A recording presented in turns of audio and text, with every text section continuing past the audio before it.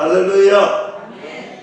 오늘은 교회 설립 6주년 기념주일, 감사주일 예배입니다. 하나님께서 저와 여러분들 이 땅 가운데 택하시고 우리가 세우리 교회로 하나 되게 하시고 하나님께서 귀한 은혜로 여기까지 오게 하셨던 그 감사, 오늘 그런 기념주일인데, 저는 오늘 말씀을 준비하면서 모세, 이 출애굽기 1장을 시작하면서 2장 말씀에 나타난 모세를 통하여서 오늘 하나님께서 우리 교회를 향하신 뜻이 무엇인지 다시 한 번 더 은혜를 되새김질하 그 은혜에 붙들고 전진하는 저와 여러분들이 될 수 있기를 주님의 이름으로 간절히 축원합니다. 오늘 설교의 주인공은 실제로 제목은 모세이지만 주인공이 모세가 아닙니다. 오늘 진짜 주인공은 모세를 모세답게 만드신 하나님, 오늘 모세를 모세처럼 만들어 주신 하나님이 오늘 말씀의 진짜 주인공입니다. 모세를 모세답게 만드신 하나님께서 저와 여러분들을 하나님의 귀한 자녀로 이 일광 땅에, 이 기장 땅에 믿음의 거루터기로 하나님께서 믿음의 거목으로 세워주실 것을 믿고 하나님께서 세우리 교회를 세우리 교회답게 만들어 주신다, 이렇게 되기를 주님의 이름으로 축복합니다. 오늘 본문 말씀 이제 1장부터 우리가 한번 살펴보려고 하는데요, 성경 말씀 자세히 보시고 함께 따라왔으면 좋겠습니다. 먼저 1장 7절 말씀입니다. 이스라엘 자손은 생육하고 불어나 번성하고 매우 강하여 온 땅에 가득하게 되었더라. 여러분, 출애굽기를 시작하면서 오늘 본문 말씀에 참 의미가 있습니다. 하나님은 약속을 성취하시는 하나님이시다. 하나님은 어떤 약속이든 어떤 언약이든 하나님이 반드시 그 약속을 지키시고 이루시고 성취하시는 분이다. 오늘 출애굽기 1장을 시작하면서 바로 그것을 말씀하고 있는 거예요. 여러분 보세요. 오늘 하나님께서 아브라함을 부르셨습니다. 아브라함을 부르시고 아브라함에게 약속하신 말씀이 있습니다. 아브라함아, 내가 너로 큰 민족이 이루어지도록 내가 만들어줄게. 오늘 하나님께서 분명하게 아브라함에게 약속하셨습니다. 하나님께서 아브라함에게 큰 민족을 이루겠다고 약속했는데, 아브라함의 입장에서 보면 정말 말도 되지 않는, 어림도 없는, 택도 없는 이야기잖아요. 그의 나이는 할아버지잖아요. 오늘 자녀들이 없잖아요. 그가 100세가 되던 때까지 자녀들이 없었잖아요. 물론 여종을 통하여서 이스마엘이라는 자녀가 있었지만 하나님의 언약의 말씀의 자녀는 아니었습니다. 사라를 통하여서 자녀들이 없었잖아요. 그런데 100세가 되어서 사라를 통하여서 하나님께서 자녀를 주시는데, 이 자녀가 여러분 알다시피 아브라함이 큰 민족을 이루겠다 했는데 그렇게 초라하게 시작했던 그 자녀가 안 이루어질 것 같았던 그 약속이 그 후손 야곱과 요셉을 통하였어요. 오늘 요셉이 애굽에 가서 국무총리가 되고 야곱을 청하잖아요. 오늘 야곱이 그의 70인의 가족들을 애굽으로 초청받고 들어옵니다. 430년 동안 이스라엘의 큰 민족이 그곳에서 정착을 하고 이루어지더라는 것입니다. 처음에는 아주 보잘것, 아니 말도 되지 않고 택도 없는 것 같은, 정말 이루어질 수 없었던 같은 하나님의 말씀이었는데, 시간이 지나고 하나님의 적절한 때가 되고 타이밍이 되니 하나님이 이 민족을 큰 민족으로 하나님의 약속의 말씀을 이루어 주셨더라. 믿을 수 있기를 주님의 이름으로 축복합니다. 여러분, 하나님은요 약속을 성취하시는 하나님이십니다. 우리가 생각하고 우리의 눈으로 보고 우리의 환경을 보고 아무것도 이루어질지 않을 것 같고 누가 보아도 말도 되지 않고 그 누가 생각해도 이루어지지 않을 것 같은 그런 약속이라도요. 하나님이 말씀하셨으면 된다. 하나님 말씀하셨으면 이루어진다. 하나님의 약속은 반드시 성취된다. 오늘 출애굽기를 시작하면서 그렇게 시작합니다. 세상은 안개가 자욱한 것 같고 세상은 도저히 이루어지지 않을 것 같고 우리가 보는 곳에는 먹장구름이 끼어져 있어도요. 여러분 안개 너머에 있고 먹장구름 너머에 있는 태양은 때가 되면 먹장구름을 뚫고 안개를 뚫고 환하게 비춰지듯이 하나님의 약속은 반드시 된다는 것입니다. 오늘 출애굽기는 그렇게 시작합니다. 하나님의 약속은 성취되었다. 오늘 그런 관점에서 이 말씀을 계속해서 보는데요. 오늘 문제가 생깁니다. 1장 8절 말씀에 요셉을 알지 못하는 새 왕이 일어나 애굽을 다스리더니 오늘 요셉은 애굽에 와서 국무총리가 되었습니다. 그의 가족들이 다 와서 이제 430년이 지난 이후에 큰 민족을 이루었습니다. 요셉이 국무총리를 할 때 오늘 그들의 70인 가족들이 다 초청받아 올 만큼 명문 가문, 떵떵거리는 가문, 힘이 있고 영향력이 있는 가문으로 살았습니다. 그런데 문제는 요셉을 알지 못하는 새 왕이 등장합니다. 이 왕은 애굽의 18왕조 아모스를 가리킵니다. 이 아모스는 애굽의 왕입니다. 이 아모스 왕이 시작되기 전에는 어떤 왕이었느냐면 힉소스 시대라고, 힉소스 시대는 이런 것입니다. 오늘 이스라엘의 민족들이 오늘 요셉이 총리가 되었던 그 시대, 오늘 그 시대는 애굽의 다른 나라 민족이 와서 이 애굽을 다스렸습니다. 물론 이스라엘도 다스림 받았습니다. 마치 우리나라의 일제시대, 강점기 시대처럼 지배를 받던 시대였습니다. 그런데 공교롭게도 그 민족을 다스렸던 민족이 누구냐면 셈족이었습니다. 여러분, 셈족은 아시다시피 요셉도 엄연히 말하면 셈족의 사람이었습니다. 그래서 이 아모스는 정권을 잡습니다. 어떤 정권을 잡았냐면 이 셈족인 사람들을 다 몰아내고 정권을 잡았습니다. 이집트 사람이 이제 이집트를 통치하기 시작하는 때입니다. 그래서 18왕조 아모스 시대에 가장 싫어했던 민족이 있습니다. 눈치채셨지요? 바로 힉소스 시대의 셈족이었습니다. 셈족을 가장 싫어했어요. 셈족은 가만히 두면 굉장히 강한 민족이에요. 그들이 보기에는 영향력 있는 민족이에요. 그래서 저 민족 우리가 정권을 잡고 우리가 탈환했지만 가만히 두고 보면 다시 우리를 위협하는 힘 있는 민족, 영향력 있는 민족. 그래서 아모스는 이 셈족을 핍박하기 시작합니다. 두 가지 정책을 가지고 핍박하기 시작하는데 오늘 1장 11절 말씀에 보면 감독들을 그들 위에 세우고 그들에게 무거운 짐을 지어 괴롭게 하여 그들에게 바로를 위하여 굳고선 비동과 람셉을 건축하게 하리라 했습니다. 무슨 말인지 이해되시죠? 엄청난 노동을 맡기는, 아무 생각, 육체가 피곤하면 생각할 수 없다는 말이 있잖아요. 오늘 셈족에게 고역을 주는 거예요. 엄청난 일을 시키는 거예요. 아무 생각도 못하도록 이제 집에 가면 잠만 자고 머리만 두면 잠만 잘 수 있도록 힘들게 고역을 시키는 거예요.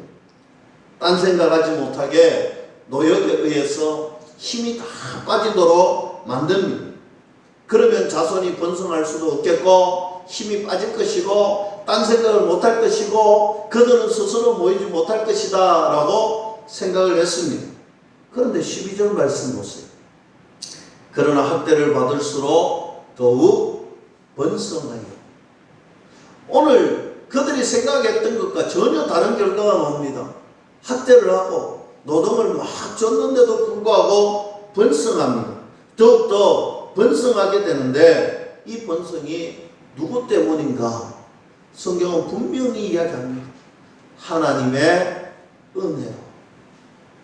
세상 사람들은 분명히 힘들고 어려워서 망한 인생이 되어야 되는데 오늘 성적은 그 어려움 속에서도 번성하기 시작하는데 오늘 그 번성케 하시는 분이 누구냐면 우리 여호와 하나님, 우리 아버지라는 사실입니다. 13절 말씀에 이래서는 안 되겠다 싶어서 더 노역을 시킵니다.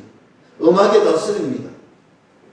그리고 두 번째 조치는 어디에 나오느냐? 15절 이하의 말씀에 보면 애국 왕이 두 명의 히브리 산파를 부릅니다. 십브라와 부하라는 산파를 불러서 명령을 내리는데 너희들 이제 히브리 여인들이 아이를 낳기 위해서 너희들을 부를 텐데 너희들 그곳에 가서 부름을 받아서 분명하게 해. 너희들 그곳에 도착하자마자 아이가 태어나려고 할 때 자세히 봐. 자세히 보고 남자 아이가 태어나면 죽여버려. 여자 아이가 태어나면 그대로 두고. 무슨 말씀인지 이해되시죠? 오늘 민족을 말살하기 위한 정책을 취합니다. 남아를 죽이라는 조치였죠. 어떻게 해야 되겠습니까? 하나님의 은혜로 번성하게 되었다. 그러면 하나님의 뜻이 어디에 있겠습니까?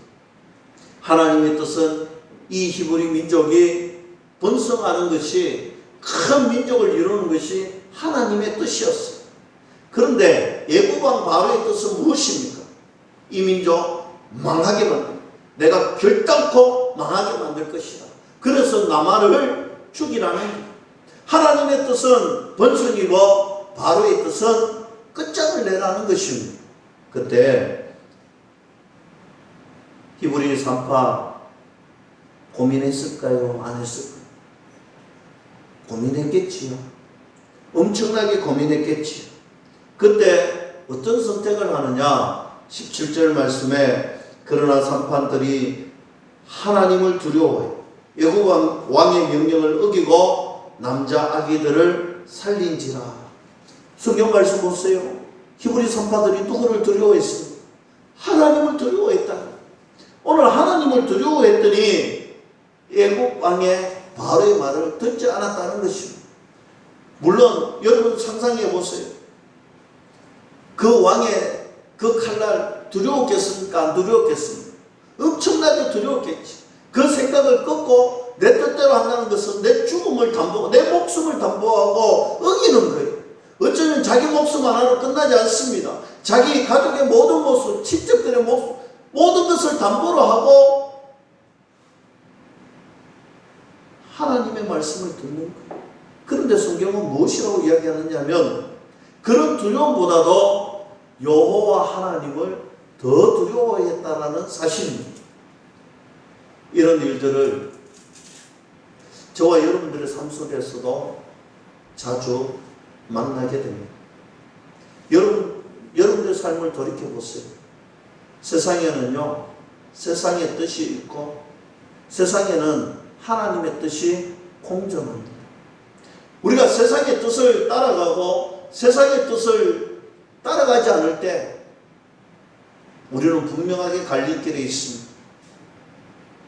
우리는 세상에요, 참으로 많은 일들이 우리에게 상정합니다. 하나님을 제대로 믿고 하나님을 제대로 그 말씀에 제대로 순종하고 살아가려고 하면요, 무언가 손해를 봐야 되고 세상에는 무언가 우리가 내어 놓아야 되고 우리는 세상에 무언가 희생해야 될 때가 있습니다.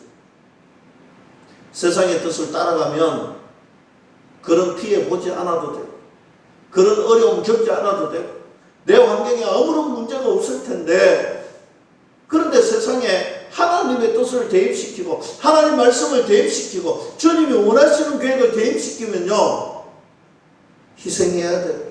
어려움을 겪어야 돼요. 말 못하고 고통과 수난을 당해야 될 때가 얼마나 많습니까? 그때 우리는 무엇을 선택합니까? 세상의 뜻을 선택하십니까? 하나님의 뜻을 선택하십니까? 저는요, 오늘 본문 말씀 보면서 우리 교회에도 그런 일이 닥칠 거예요. 우리 가정에도 그런 일이 있을 거예요. 저와 여러분들의 삶 속에, 우리 직장에, 우리 사업터에, 우리 일터에, 우리 자녀들이 공부하는 학업터에 분명히 그런 일들이 생길 거예요.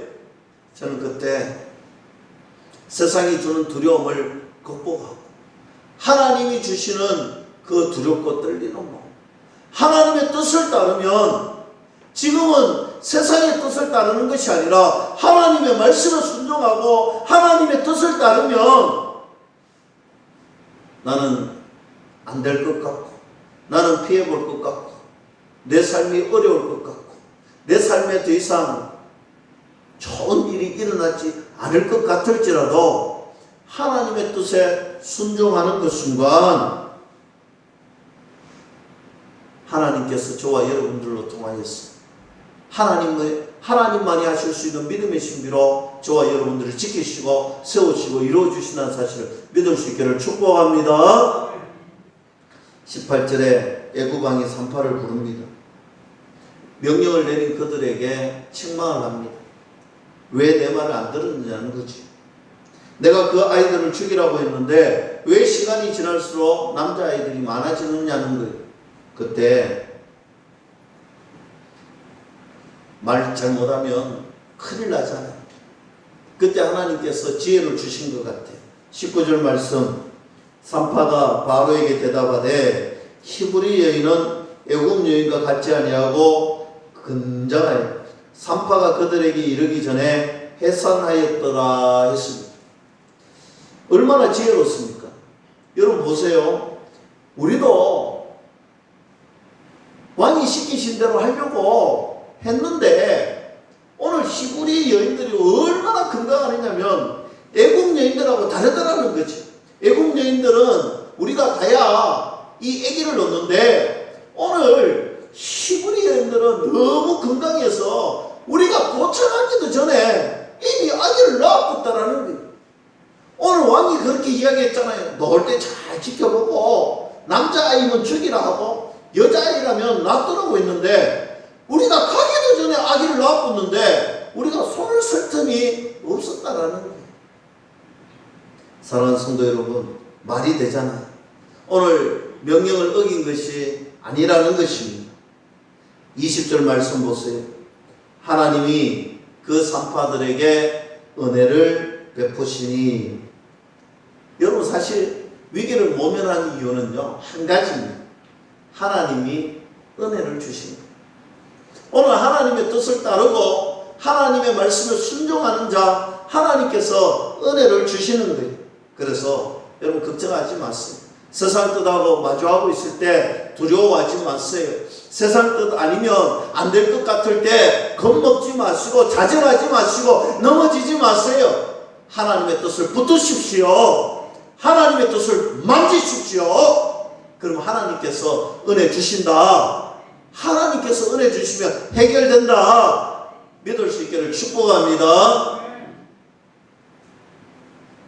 오늘 21절 말씀에 그 산파들은 하나님을 경외하였으므로 하나님이 그들의 집안을 흥왕하게 하셨더라. 아멘이시죠? 여러분, 하나님은요 세상 뜻 따르지 않고 하나님의 뜻을 따르면 은혜 주셔서 그 위기의 순간을 모면할 수 있게 하실 뿐만 아니라 오늘 21절 말씀에 보면 흥왕하게 하셨더라. 그 집안을 하나님의 은혜로 풍성하게 하셨더라. 저는 생사화복을 주관하시는 하나님께서 우리 교회를 향하신 뜻도 분명히 있다라고 생각합니다. 하나님께서 우리 교회를 이 일광 땅에 이곳에 세워주시고 하나님의 뜻과 계획을 이루는 사명 감당하는 믿음의 동력자들이 모였어. 우리가 이 코로나19 시기에 참으로 힘들고 어려운 이 시기에 세상에는 그만 포기하고, 세상에는 그만 좌절하고, 세상에는 이제 너희들 힘이 없잖아, 너희들 동력이 없잖아, 너희들에게는 가진 것이 없잖아, 어쩌면 그렇게 우리를 핍박하고 좌절에 빠지고 어둠에 만들 수도 있습니다. 그러나 저는 이 시점에 이 말씀을 우리에게 주시는 말씀입니다. 하나님, 우리에게는 하나님이 있잖아요. 하나님이 계시잖아요. 우리는 하나님의 뜻을 붙들겠습니다. 말씀 붙들겠습니다. 주님 순종하겠습니다.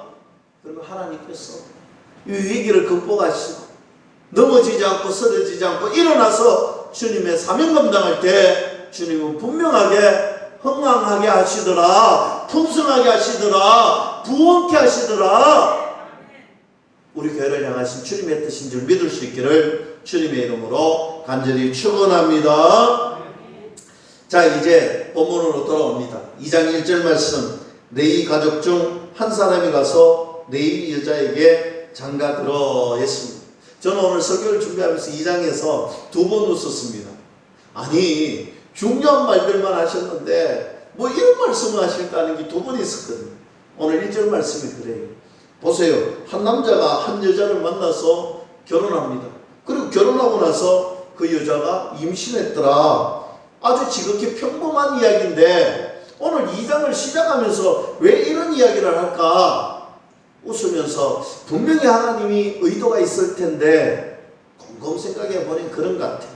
여러분, 가장 평범한 사람의 이야기를 담그어 놓았습니다. 가장 평범한 일상을 성경은 적어 놓았습니다.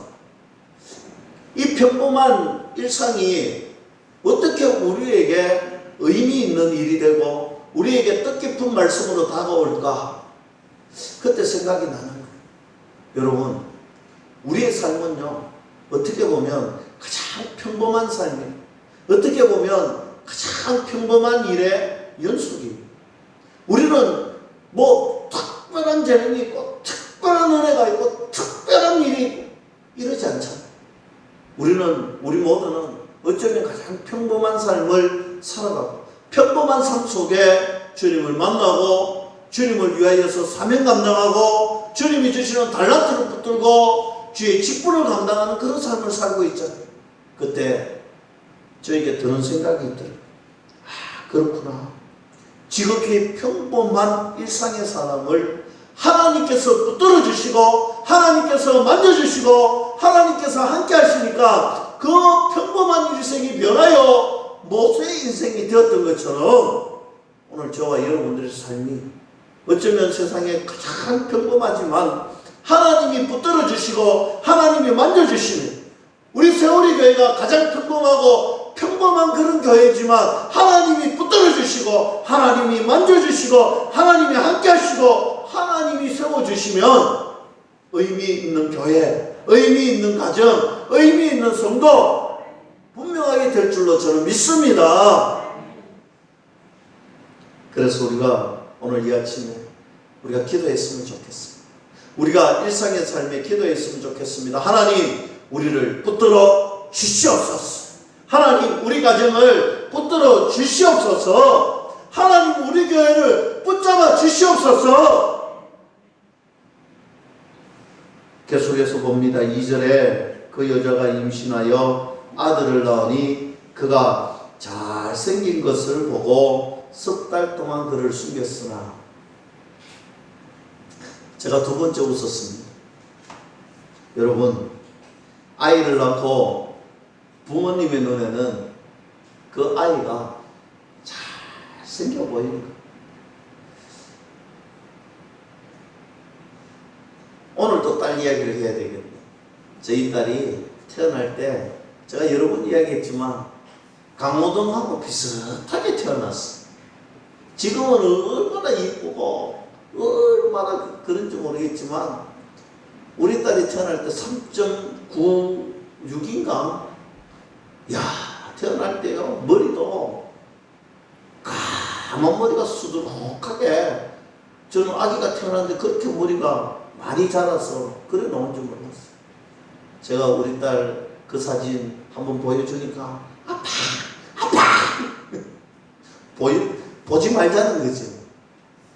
근데 제 눈에는요, 누구보다도 이쁘고 아름답고 제 딸이 가고 아멘도 안 해주고 공감도 안 해주시네.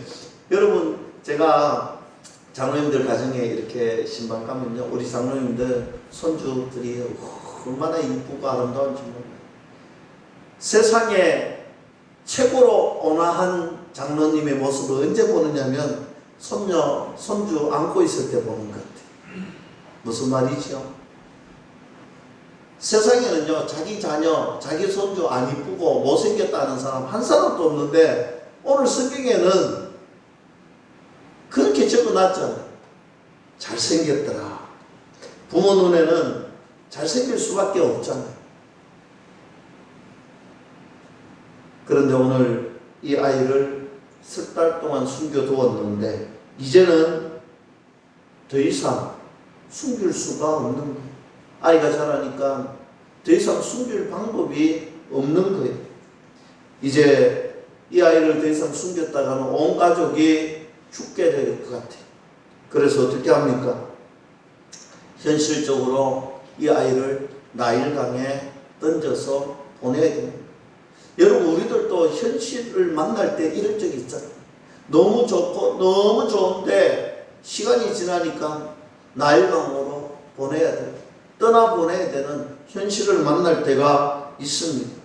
어쩌면 지금 현실은 끝장나는 것 같고, 지금 현실은 더 이상 암흑 속에서 벗어날 수 없을 것 같은 암담한 시간을 맞들게 될 때가 있습니다. 그때 여러분, 현실에 속지 마십시오. 지금 캄캄한 현실에 더 이상 소망이 없다고 생각하는 그 현실에 여러분 속지 마세요. 바로 그때가 그 캄캄하고 더 이상 손설 수 없을 그때가 우리가 하나님께 맡길 수 있는 가장 최상의 시간이라는 사실을 여러분 기억하셔야 돼요.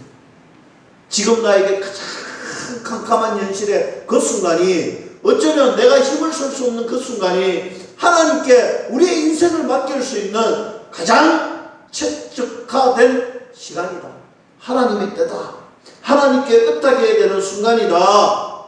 여러분, 현실에 속으면요, 절망하고 좌절하고 거기에 넘어져서 일어서지 못합니다. 그러나 거기에 속지 않으면요, 그런 순간이 하나님께 의지하고 하나님 바라보고 하나님께 맡길 시간이다. 비록 내 현실은 넘어지지만 내 삶은 넘어지지 않을 거라 일어설 수 있는 순간이라는 사실입니다.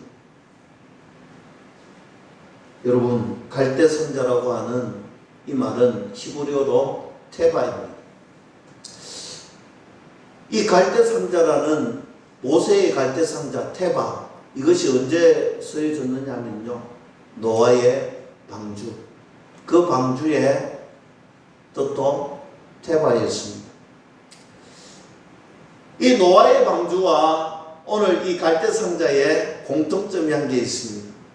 그것은 무엇이냐면 조절할 수 있는 핸들이 없다라는 것입니다. 내가 마음껏 움직일 수 있고 내 뜻대로 움직일 수 있는 방법이 없다는 거예요.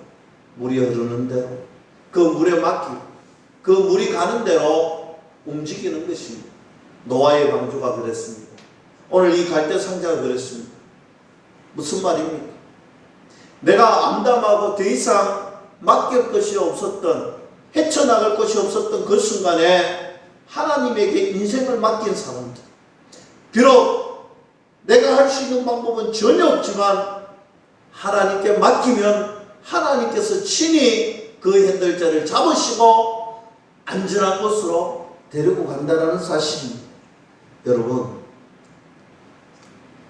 힘들고 어려운 순간에 어떤 생각이 듭니까? 좌절되는 그 순간에 어떤 생각이 듭니까? 하나님께서 나를 지켜주실 거야. 하나님이 나를 인도하실 거야. 하나님이 끝까지 나를 책임지실 거야. 이런 생각이 떠오르십니까? 이런 생각으로 나아가십니까? 여러분, 우리 교회는, 우리 가정은, 저와 여러분들은 어떠한 순간에도 내 인생 내 것이 아니고 하나님의 것입니다. 내 힘들 때 내 손에 맡기지 마시고 하나님께 맡깁니다. 하나님이 저희들의 삶을 인도해 주십시오. 할렐루야.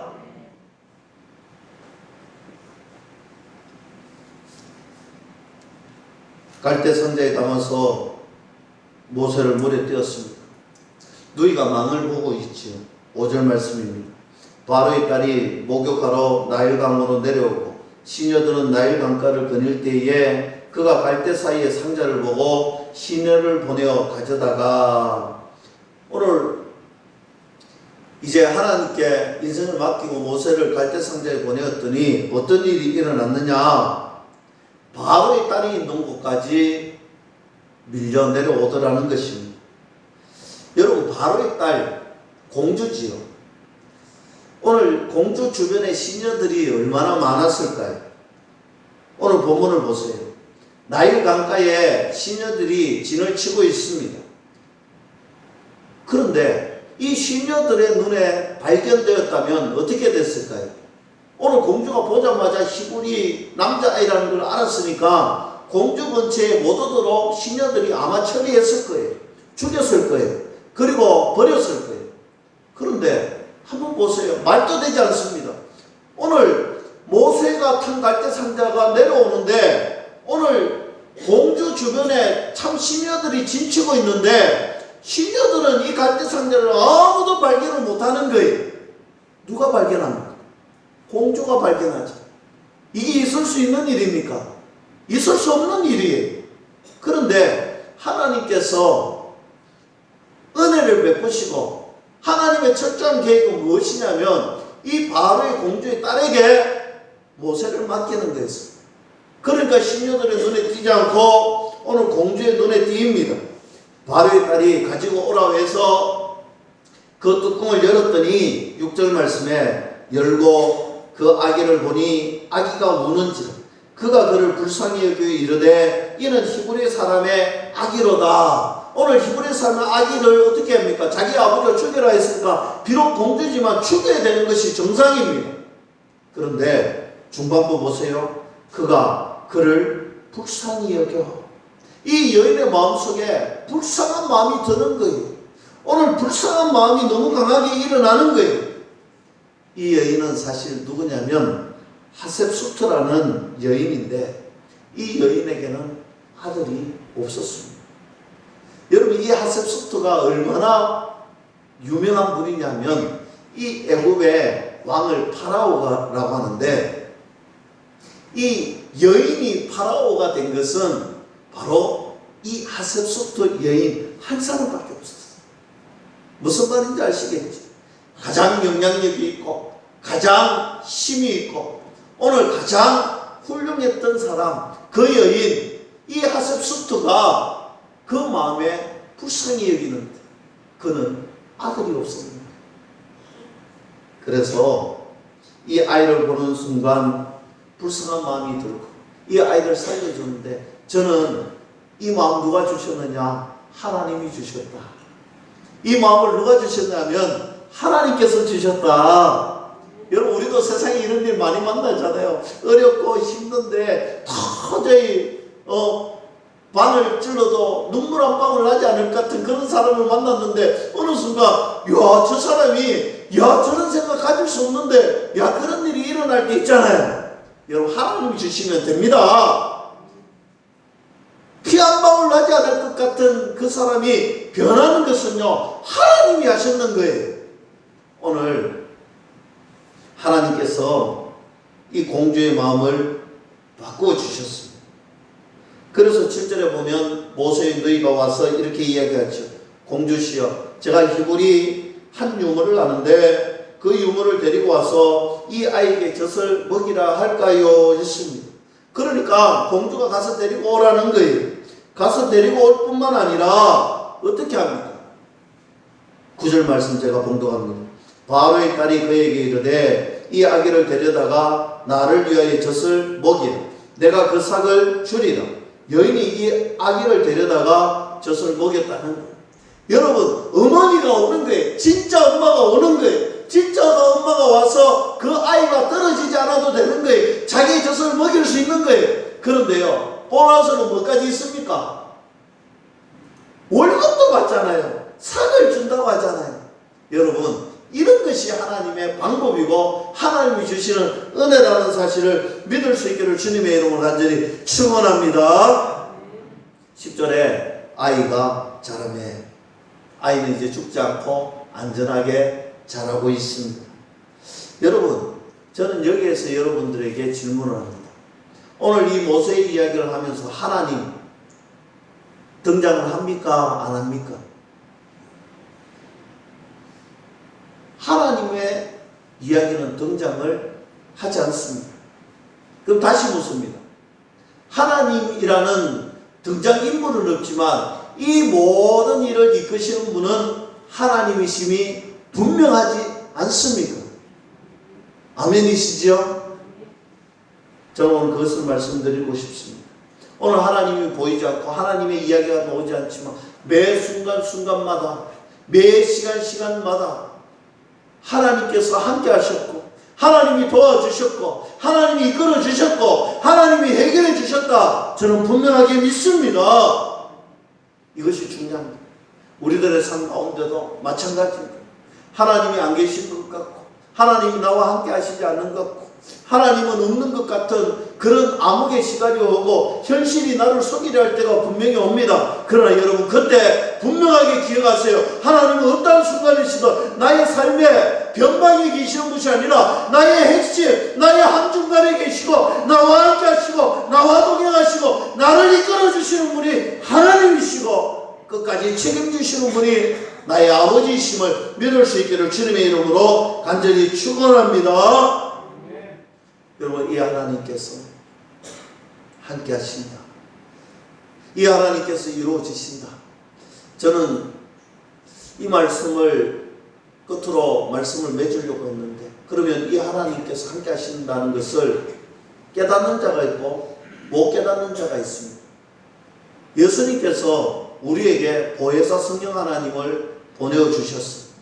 우리가 깨달을 수 있는 은혜를 부어주신다. 오늘 장로님 기도 시간에도 성령 하나님께서 인도하셔서 충만케 하시는 복이 있게 해달라고, 목사님 저를 비롯해서 장로님, 권사님, 집사님, 우리 모든 성도님들이 성령의 영 안에 눈이 떠여져 그것을 발견하고 그것을 깨닫고 그것에 아멘하고 이끄심 받는 그런 일들이 일어나기를 주님의 이름으로 간절히 축원합니다. 말씀을 맺습니다. 2014년도에 세계적인 토픽이 하나 있었는데 BBC 방송을 통해서 알려졌고 우리나라에도 얼마 전에 세상에 이런 외국 영화 이렇게 외국의 현실을 소개하는 그런 드라마에도 등장을 했습니다.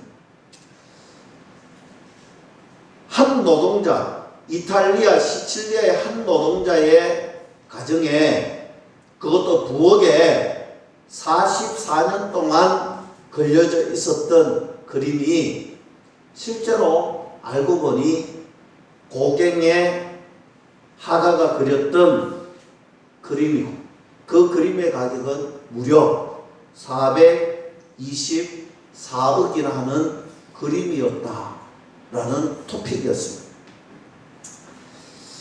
이 일이 왜 노동자의 집에 44년 동안, 그것도 부엌에 걸려 있었느냐? 유서에는 이렇게 소개합니다. 원래 그림은 런던의 대저택 부호가의 집에 걸려있던 그림 2점이었습니다. 그림 2점이 어느 날 도둑을 맞습니다. 이 도둑들이 그 그림을 들고 이제 경찰의 눈을 피하여 도망을 갑니다. 도망가다 잡히겠다 싶어서 기차 안에서 그림을 버려두고 도망을 가버립니다. 이 그림은 이탈리아 철도청 분실센터에서 5년 동안 방치해 놓았다가 경매에 붙여집니다. 경매에 붙여진 그림을 한 노동자가 2가지 그림을 동시에 받았습니다. 얼마에 낙찰받았냐면 33,000원. 우리나라 돈으로 33,000원 주고 그림을 사서 집에 갖고 가서 부엌에다 걸어 놓았습니다. 무려 44년 동안. 그런데 이 44년 동안 전혀 발견하지 못했던 이 그림이 고갱의 그림임을 발견한 사람이 있습니다. 누구였냐면 그 집 아들이었습니다. 그 집 아들은 부모님이 피땀 흘려 이루신 노동의 대가로 공부를 했습니다. 공부를 하고 전문 지식을 갖추다 보니 자기 집에 있는 그림이 좀 이상하더라는 거죠.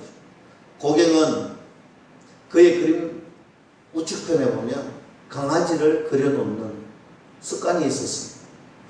저 그림, 고갱의 습관처럼 강아지 그림이 있는데 가만히 보니까 한 번쯤은 저걸 한번 검사해 봐야 되겠다 싶어서 감정을 받으러 갑니다. 조사한 결과 세계적인 국보급 그림이었던 것입니다. 400억이 넘는 그림이 밝혀진 것입니다. 이 귀한 그림이 왜 44년 동안 한 노동자의 부엌에 걸려 있었을까요? 이유는 한 가지입니다. 그 그림의 가치를 볼 수 있는 눈이 없었기 때문에 그렇습니다. 그 그림이 고갱의 그림이고 위대한 그림이라는 것을 44년이 지난 후에 그 그림을 알아볼 수 있었던 그 아들로 통하여서 그 그림의 진가가 밝혀진 것입니다. 참으로 우스운 이야기 같지만 저와 여러분들이 생활하고 살아가는 이 삶에 어쩌면 이런 일들이 비일비재하다는 것입니다. 하나님, 우리 하나님이 어떤 분이십니까?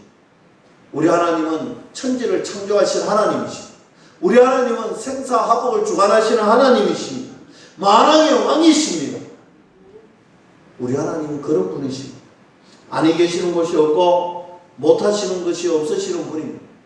이런 하나님이 나와 함께 하시고 이런 하나님이 나를 붙들어 주시고 너는 내 아들이라고 속삭여 주시는데 그럼에도 불구하고 우리들은 세상에 지고 세상 때문에 절망하고 세상 때문에 좌절하고 세상에 주는 작은 문제 때문에 넘어져서 죽을 것 같은 인생을 살아가고 있지 않습니까? 여러분, 영안의 눈을 뜨십시오. 성령 충만 받으십시오. 나와 함께 하시는 성령 하나님께서 우리에게 속삭여 주십니다. 너는 내 아들이다. 너는 내 딸이라. 내가 너와 함께 하겠노라. 내가 그 문제 해결해 주겠노라. 그 주님이 우리 교회와 함께 하시는 줄로 믿을 수 있기를 축복합니다. 그 하나님이 우리 교회를 들어서 사용하실 것입니다. 이 일광 땅에, 이 기장 땅에, 이 부산 땅에 귀한 교회로 세워주실 것입니다. 그때를 기다립니다. 하나님의 때에 하나님의 신실한 일을 사모하며 기도하는 저와 여러분들이 될 수 있기를 주님의 이름 간절히 축원합니다. 기도하겠습니다. 하나님 아버지 감사합니다.